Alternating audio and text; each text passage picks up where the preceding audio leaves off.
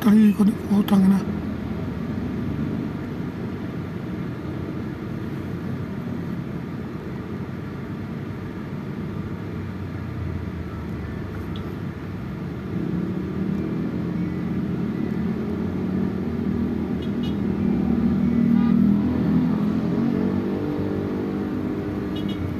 Bukas mo ilaw. Bukas mo ilaw.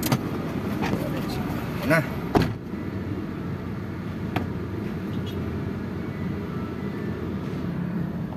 Good job.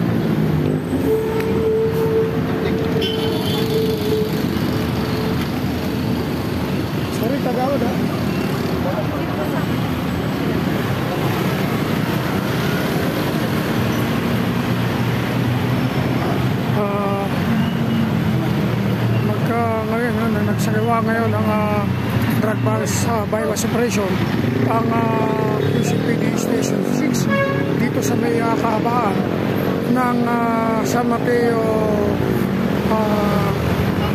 Road, yung pagawad na mission ito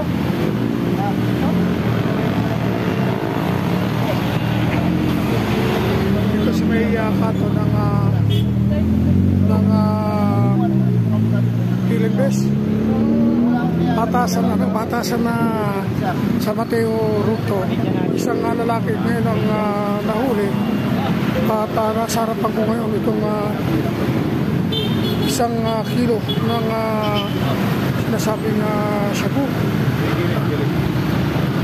at kasalukuyan binubuksan na itong naturang shabu at alamin natin kung ito yung original. So nandito kami sa may batasan at sa Mateo Road at puntang Pilimbes sa kanto ng Petron. Itong isinagawang drug bypass operation ng mga operatiba ng STEU Station 6 sa pangunguna ng kanilang team leader na si Kapitan Glenn Gonzales at nandito rin si Colonel Abinido.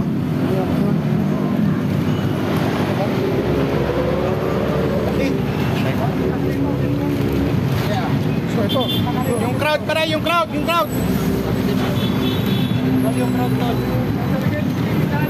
Wala may isa pa? Ito. Iban ko muna ba siya? Buting na rin dito sa area si Colonel Abinido, yung station commander ng station 6. Sir, Sir Benito, sir, kayo po yung station commander ng station 6? Opo. Sir, ilang linggong sinagawa itong surveillance sa mga tao nyo bago to ikinasa yung bypass operation? Almost 1 week. Talagang binantayan, So, sir, ilang kilo yung nakuha dito sa area? Ilang kilo?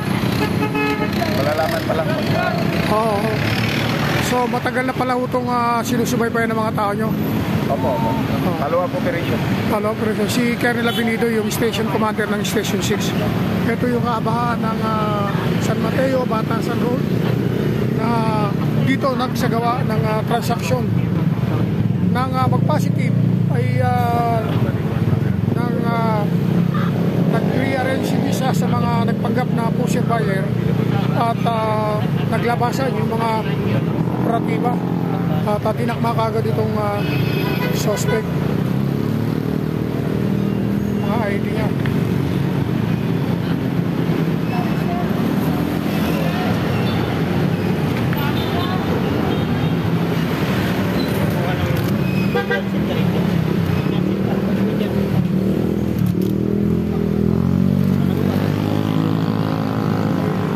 Suspect, hindi pa natin makuha yung pangalan niya, pero